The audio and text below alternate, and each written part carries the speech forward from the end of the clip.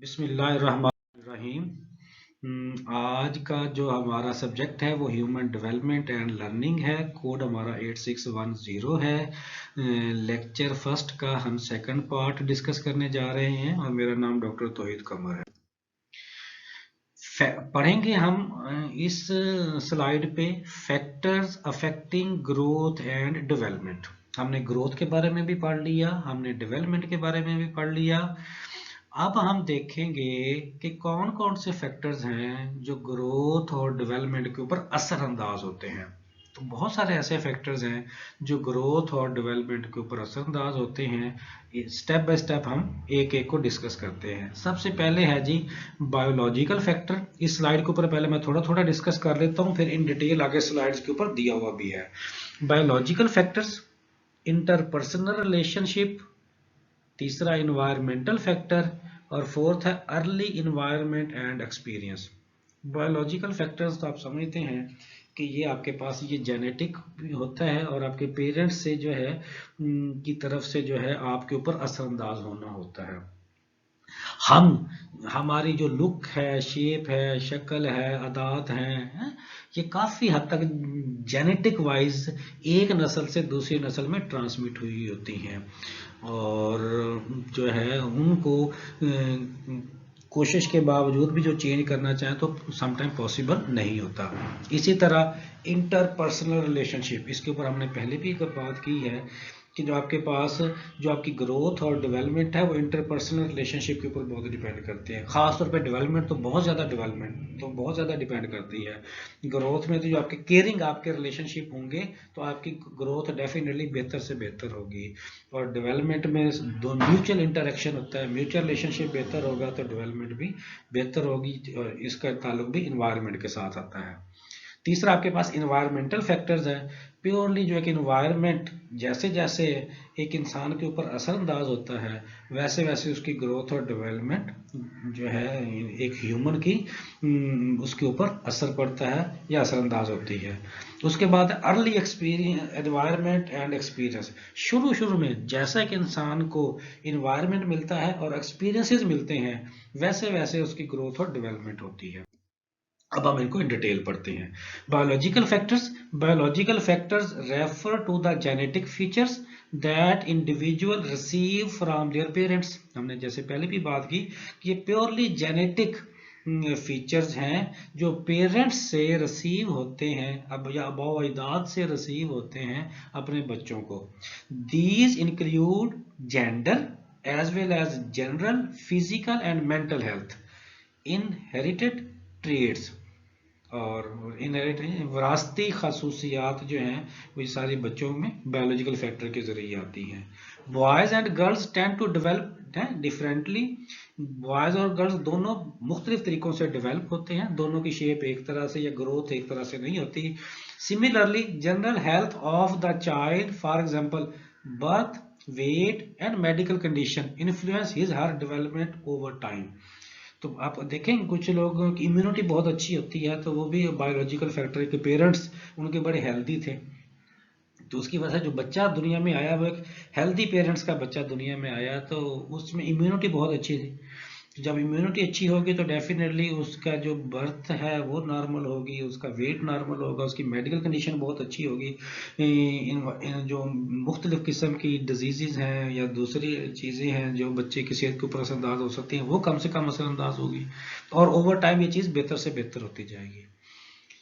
Besides married है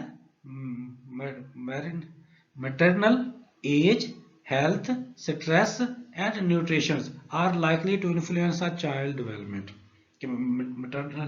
maternal age के बावजूद जो बच्चे की जो हेल्थ है, स्ट्रेस एंड न्यूट्रिशन ये भी बच्चे की चाइल्ड डेवलपमेंट के ऊपर बहुत ज़्यादा असरअंदाज होते हैं। ये जो स्ट्रेस है या न्यूट्रिशन है ये माँ के ऊपर भी सबसे पहले फोकस किया जाता है ना।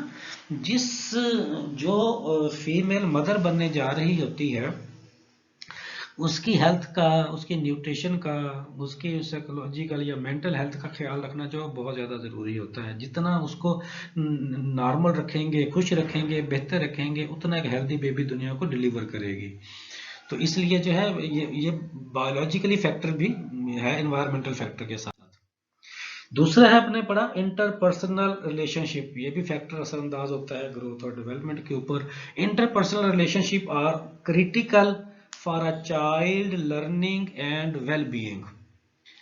Healthy interpersonal relationship are characterized by, किस किस तरह से जो है हेल्दी इंटरपर्सनल रिलेशनशिप जो है वो बनाए जा सकते हैं, अटैचमेंट के जरिए। जैसे मैंने कहा था ना, कोई भी रिश्ता कोई रिश्ते की कोई भी रिलेशन जिसे हम नाम देते हैं, उसकी उस वक्त तक कोई अहमियत नहीं है इंटरपर्सनल बात करते हुए भी, जब तक उसके दरमियान में अटैचमेंट नहीं है। और जब अटैचमेंट ना हो, अटैचमेंट हो जाए तो एक आम सा रिलेशन भी बहुत खास हो जाता है, और जब अटैचमेंट ना हो तो बहुत खास सा रिलेशन भी बहुत आम सा लगने लगता है।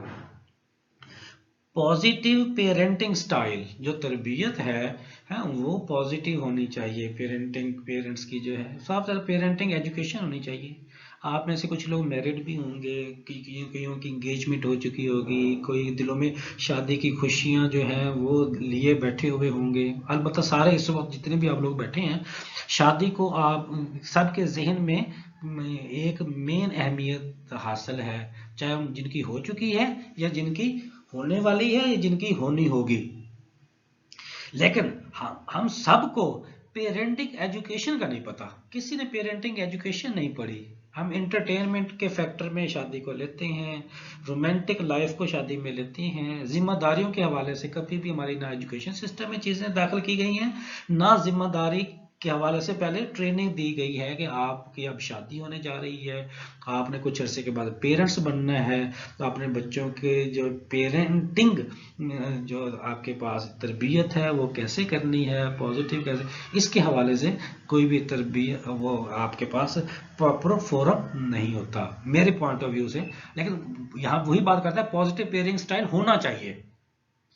Parental interaction with children, parents का बच्चों के साथ ज़्यादा से ज़्यादा इंटरेक्शन होना चाहिए। सपोर्टिव सोशल नेटवर्क, और जो सोशल नेटवर्क है, जो बच्चे के इर्द गिर्द के लोग हैं वो सपोर्टिव होने चाहिए। जैसे हमने पहले भी कहा ना, जो आपके सर्कल के जो लोग हैं वो थोड़े से होते हैं, और उनका एक दूसरे के साथ जो ताल्लुक है वो अच्छा होना चाहिए, है, ताकि सोशलाइजेशन ज़्यादा बेहतर हो सके। उसके बाद क्या है जी, इन्वायरमेंटल फैक्टर्स। इन्वायरमेंटल फैक्टर आपके पास क्या है, इन्वायरमेंटल इन्फ्लुएंस, इन्वायरमेंट बहुत ज़्यादा इन्फ्लुएंस करता है बच्चे के ऊपर। इवन के यहाँ तक कहा जाता है कि दो ही फैक्टर हैं एक बच्चे की सेहत के ऊपर असरअंदाज होने के लिए, बच्चे की शख्सियत के ऊपर असरअंदाज होने के लिए, एक हेरिडिटी है और दूसरा इन्वायरमेंट है।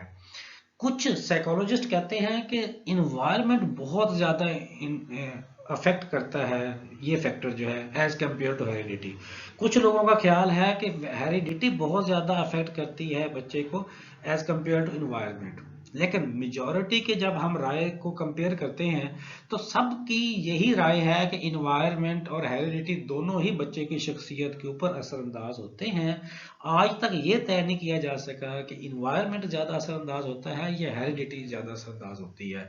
उसकी रेशियो आप 30-70 कर सकते हैं, 40-60 कर सकते हैं, 55-45 कर सकते हैं। ये आप ये मुख्तलिफ, इसका कोई स्टैंडर्डाइज पैमाना तो नहीं आया, लेकिन फिर भी दोनों की बहुत ज़्यादा अहमियत है बच्चे की शख्सियत के ऊपर। तो इन्वायरमेंटल फैक्टर भी, जिस तरह से हेरिडिटी बहुत ज़्यादा इन्फ्लुएंस करती है बच्चे की शख्सियत पे, इसी तरह इन्वायरमेंट भी बहुत ज़्यादा इन्फ्लुएंस करता है। उसमें क्या क्या चीज़ें, पेरेंटिंग, जैसे मैंने कहा ना, जितने पेरेंट्स इंफॉर्मेटिव होंगे बच्चे की तरबियत के हवाले से, उतना बच्चे को हेल्दी इन्वायरमेंट देंगे। अब मिसाल के तौर पर उसकी एक मिसाल मैं आपको देता हूँ। मेडिकल साइंस ये कहती है कि 6 साल की उम्र तक चूंकि बच्चे का ब्रेन डेवलप हो रहा होता है, तो बच्चे के सामने, यानी बच्चे की पैदाइश से पहले से लेकर 6 साल की उम्र तक, यानी बच्चे की माँ के सामने भी शाउट नहीं करना चाहिए। जब बच्चा दुनिया में आ जाए तो बच्चे के सामने भी शाउट नहीं करना चाहिए, बच्चे के सामने लड़ना भी नहीं चाहिए, बच्चे को डांटना भी नहीं चाहिए, बच्चे के सामने भी कोई लड़ाई झगड़ा नहीं करना चाहिए।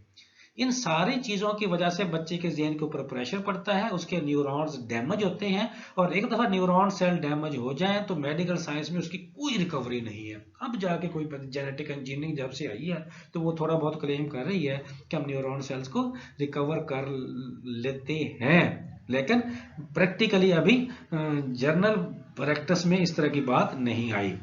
तो पेरेंटिंग इतनी इंपॉर्टेंट है कि हमें पता हो कि हमने बच्चों की परवरिश कैसे करनी है। दूसरी न्यूट्रिशन, कि इन खुराक कैसी देनी है।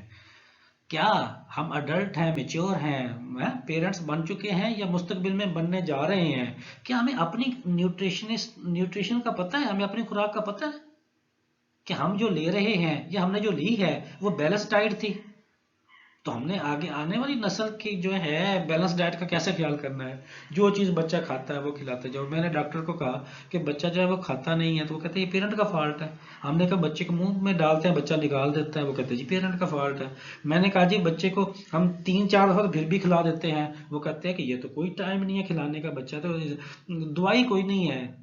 और मैंने अब देखा कि हम बच्चों की सही तरह से खुराक इंतजाम नहीं कर सकते। बच्चे के मूड, आजकल मोबाइल के बगैर बच्चा खाता नहीं है, मोबाइल ही देते बच्चा खाना छोड़ देता है, हम बच्चे को डांटने लग जाते हैं। डॉक्टर कहते हैं कम से कम, जो मेरी 1-2 डॉक्टर से बात हुई, कि कम से कम दिन में 18 दफा बच्चे को खिलाओ, कम से कम। अब मुझे बताएं कि एक माँ जो है वो वर्किंग लेडी कैसे बन सकती है, जब अगर उसने बच्चे को पालना है तो 1-2 साल तक उसको खिलाना पिलाना है। तो वर्किंग लेडी तो इतना नहीं खिला सकती, वो तो 2-3 दफा दिन में खिला ले तो बहुत है। तो बच्चे की खुराक का ख्याल रखना इतना ज़रूरी है, उसको इतना टाइम देने की ज़रूरत है, उसे वो क्या खाता है क्या नहीं खाता, उसकी क्या उसके बच्चे को प्रोटीन, विटामिन, फैट्स, मिनरल्स, ये सारे बच्चे की डाइट के अंदर हैं या नहीं है। तो हम में से कितने पढ़े लिखे लोगों को इन चीज़ों का पता है। तो ये साथ साथ मैं अवेयरनेस के हवाले से भी थोड़ा सा कहता हूँ। एक पॉइंट तो जो अपनी जगह पे है सो है एनवायरमेंटल फैक्टर में। तो किसमें देन पेरेंटिंग इंक्लूड है, न्यूट्रिशन इंक्लूड है, हाउसिंग, घर कैसा होना चाहिए, घर कुशादा होने चाहिए, ठीक है ना। वो बोल घर बांध बांध तंग तंग बच्चा जिच आ जाता है। हमारे घर जो है वो ना बुजुर्गों के हवाले से रीजनेबल है, ना बच्चों के हवाले से रीजनेबल है, ना उन घर में चीजें हर वक्त बच्चों को बचा के रखते हैं, ये ना हो जाए वो ना हो जाए, बच्चा ना गिर जाए, चोट ना लग जाए, चीज ना तोड़ दे, इस तरह से उस तरह से। एजुकेशन, ये जो तरबियत है, जो पहले कहा था ना माँ ने बच्चे को पालना है, और 6 साल का बच्चा पहले स्कूल में आता था। आप देखो प्री स्कूलिंग के इतने स्कूल खुल गए, उसकी फीसिस इतनी इतनी फीसिस आ गई। सबसे महंगा टीचर जो है वो प्री स्कूलिंग का टीचर होता है। उसकी वजह क्या है कि पेरेंट्स के पास जो है वो एजुकेशन ही नहीं है बच्चे को तरबियत करने के हवाले से। वो 2-3 साल के बच्चे को डे केयर में भेज देते हैं या स्कूल में भेज देते हैं, जाओ जी वहाँ उस्ताद के हवाले हो। उस्ताद को क्या लेना देना भाई उससे। सबसे तमाम फिलॉसफीज उठा के देख लो, साइकोलॉजी थ्योरीज उठा के देख लो, बच्चे की जिम्मेदारी पेरेंट्स की है। बच्चे की जिम्मेदारी 90% पेरेंट्स की है। टीचर शेयर करता है जिम्मेदारी, वो मुबर्रा नहीं हो सकता, लेकिन ओवरऑल फिर भी जिम्मेदार पेरेंट्स हैं। कल्चर किस तरह का है, कल्चर हेल्दी हो, फ्रेंडली हो, कोऑपरेटिव हो, मॉडरेट हो, लिबरल हो, बैलेंस्ड हो, तो बच्चा उसी तरह से ग्रो करेगा।